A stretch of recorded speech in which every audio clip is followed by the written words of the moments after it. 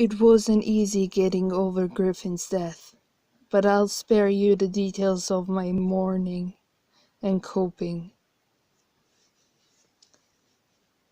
When Griff died, I had, I don't know, an epiphany of sorts, an awakening. I realized I'm only human, and so was he. But we were acting like we were gods. We thought we had everything. We broke the laws that the universe had set, and we gave the middle finger to the cosmos.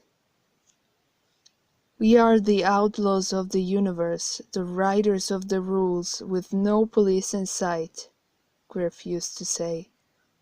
But we weren't. We were two humans, mortal, and easily wounded. We would die off eventually and be a useless sack of bone and flesh just like everyone else. We just found a little loophole in the universe, something that God forgot to patch up. But with the machine came power. There was no denying that. I was human, yes, but I wielded a weapon no one else had. It would be like bringing a nuclear bomb to a sword fight. That's what I thought. A weapon no one else had. A tool that no one else had. In those couple months that passed after his death, I thought of destroying the machine. But of course, I didn't. I didn't want to go back to my old life. I didn't want to work all day. I wanted to have a good time, and I wanted to change the world. I didn't have a good time, though. I was an absolute shut-in. I worked day and night for months on the solution. Let me tell you how I was going to try to help humanity. Here's what I programmed into the machine, roughly in layman's terms. Copy Earth into the machine. Remove human beings, animals, and any sentient life from copy. Remove atmospheric pollution from copy. Remove man-made everything from the copy, infrastructure, roads, waste, etc. Replace man-made infrastructure with roughly the same terrain from surrounding environment. I know that doesn't seem like a lot, but it took a long time to get that all programmed correctly. And I know there are some issues with this, but compared to the other solutions I had thought of, the drawbacks were minimal. My plan was to place this edited copy of Earth on the other side of the sun. Do you get it? There'd be a second Earth, the same distance from the sun, but on the other side of it, revolving around the same direction and speed that Earth is. Then, after I would place it there, scientists would find out quickly of its existence, and we could travel to it and start anew. A whole new, clean planet for mankind. It was a temporary solution, but nonetheless a solution, a step in the right direction. I was about 2 days out from executing the commands and placing New Earth into existence. Unfortunately, something happened before I could do that. I was sitting on my bed, staring at the machines, just thinking. I can't remember what about exactly. But all of a sudden, one of them disappeared. It happened right in front of my eyes. Deleted, erased, vanished. Or taken, I wondered for a split second. But it wasn't just gone. In its place, a note laid on the ground. I walked over to it. It was a single sheet of yellow paper torn off a legal pad. It had coordinates written on them, and then beneath it said, "Let's talk here. Dread flowed through my veins and filled my brain, but I managed to stay calm. I googled the coordinates, making sure I wasn't about to transport myself to the middle of the ocean or some volcano. I wasn't. The coordinates were set for somewhere in Utah, USA. There was nothing around for miles. I guess that was the safest place to talk to. Like when Griffin told me about the machine in the mountains, I recalled. I put the coordinates in the machine and set it for me. And the machine, so I had a way to get back, to be transported there. I hit enter. And just like that, faster than I could blink, I was standing in a cornfield in the middle of Utah. The machine laid next to me on the dirt. I heard the corn stalks jostle around in front of me, and emerging from the noise was a figure slowly approaching. He was wearing jeans, a white t-shirt, and cowboy boots. His hair was white and matched the scruff on his face. "Hello," he said in a deep, flat voice. "Hi," I simply said. We stood unmoving, just staring at each other, sizing each other up, maybe. "I assume you know why I asked you to come here." "The machine?" "Yes, if that's what you want to call it." "You have one too, huh?" He laughed at this. He laughed for a long time. "No, boy, no. My machine is right up here." He tapped his finger on his forehead. "How—"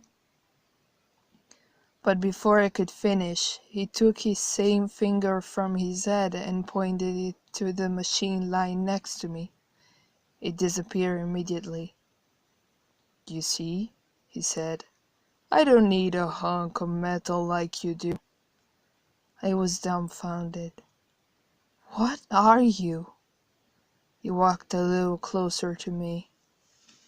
"If you're religious, you'd call me God, or perhaps the devil." "And what would you call yourself?" Maybe a little bit of both. There's no use for names where I come from." "And where is that? Where do you come from?" "Utah," he said. He said that with a straight face. I furrowed my brow. It was silent. Then he bursted out laughing again, harder this time. "Oh man, oh, I almost had you, didn't I? Utah. Ha ha, me, from Utah." He kept laughing. "What is wrong with you? What do you want?"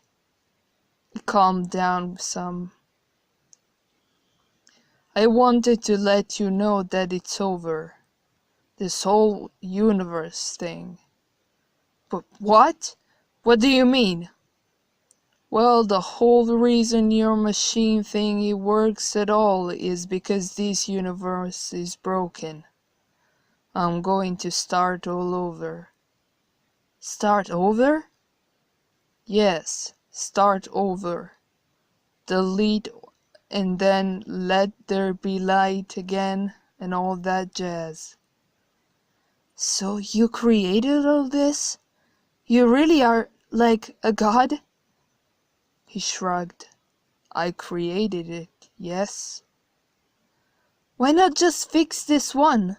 You don't have to delete a whole universe because one guy figured out a mistake in it." "Maybe I'd fix it if this happened earlier, like in the 1200s or so. I would have fixed it. All the good stuff came after that, the things I didn't want to miss, The Black Plague, slavery, the most exciting wars, genocide, etc., etc. What? The good stuff? What the hell are you talking about? Oh, don't act so surprised. You think I created an entire universe so I could watch people hold hands and sing happy songs? No, no. That's no fun. You know what is fun? Huh? Do you want to know what is fun? His voice was growing maniacal, more wicked sounding. I didn't answer. I knew he would continue anyways. He smiled wide. What's fun is watching your stupid little monkey brains develop over hundreds of thousands of years. One day, one of you rubs two sticks together and creates fire. You ooh and ah over the pretty bright lights, but then you discover it's hot, so ouch! Don't touch! And then you beat all odds against you and somehow start communicating and developing language, building relationships, trust. Then your stupid little monkey brains stumble upon the idea of putting food in the ground to grow. Farming! Ding, ding, ding! And you build little cities around those farms. You start marking whose property is whose. You begin to trade with other little stupid monkey brain communities. You do this for a long time and some battles take place, but then real civilization comes next. Rome is built, education is more widespread, and your stupid little monkey brains are getting smarter. Empires rise and fall, countries are resurrected and borders are drawn, wars are fought. Your brains are now smart, you think. You build transportation. Boats turn into trains and trains turn into cars and cars turn into planes. Your first weapons were sticks and fire. Now you have weapons so powerful everyone is too scared to use them. But what never stops is the fighting. Oh, how great it is to watch. You fight over invisible lines you call borders, skin color, and birth location, and whose god is the right one. That's my favorite. I fight as old as humans. Which god is the real one? All the while, I sit there and laugh at you all. Me, I laugh. I'm your master. I'm your god. I'm your devil. I stood frozen, hesitant to move or talk, unsure if I even could. You see now, he said. All the fun stuff is in the past now. The credits are about to roll. The climax is over and done with. In a decade or two, this world will have ended by nuclear bombs and the nuclear winter that follows. Or a little later down the line, the pollution would be so bad you'd suffocate yourselves. That's not fun to watch. That's boring. You see now, yes? I don't care to stick around for that. That's watching the credits roll. The show is over. I still hadn't moved, but gained some composure. I tried to ignore everything he'd said, but I still asked, is it just us in this universe? Is there not life anywhere else? No other planet to keep you entertained? He crossed his arms. Think of Earth as a nutrient. You eat dinner, you absorb the nutrient. You shit out everything else the next day. Okay. You see, Earth is that tiny bit of nutrients that's important. The rest He gestured towards the sky, is waste. Cosmic waste. Just a byproduct of creating this planet. Earth is the only thing that matters. I'd never felt so small in my entire life until he spoke those words. All that space in the universe with nothing inhabiting it. It's just us, all alone on a floating rock. I was stunned, angry, and upset. Why are you telling me this? Because deleting an entire universe takes time. It's fragile, very fragile. I can't have things being created, destroyed, or moving during the process. Yeah? Well, what if I go home and build another machine? I could delete you. He laughed again, only slightly. You think you could do that? Sure. This form I take now is made of atoms and molecules, but I am not. I'm something your simple brain can't even fathom. I exist beyond this universe. You can't destroy me even if you try. I felt like I was about to cry. Why can't you just leave this universe alone? There's only room for one at a time. Don't take it personally, kid. You'll still be around for a couple months, maybe a year. Try to enjoy it. Like I said, it takes time. I had nothing else to say, and for the first time, neither did he.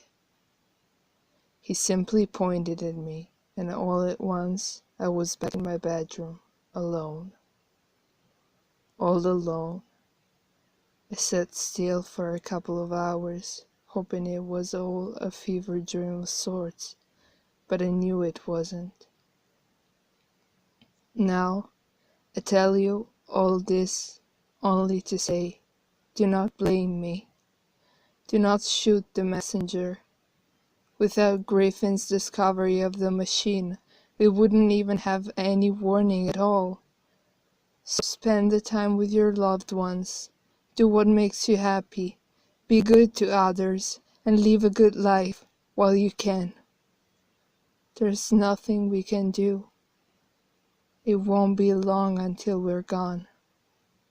A secret between you, me, and God.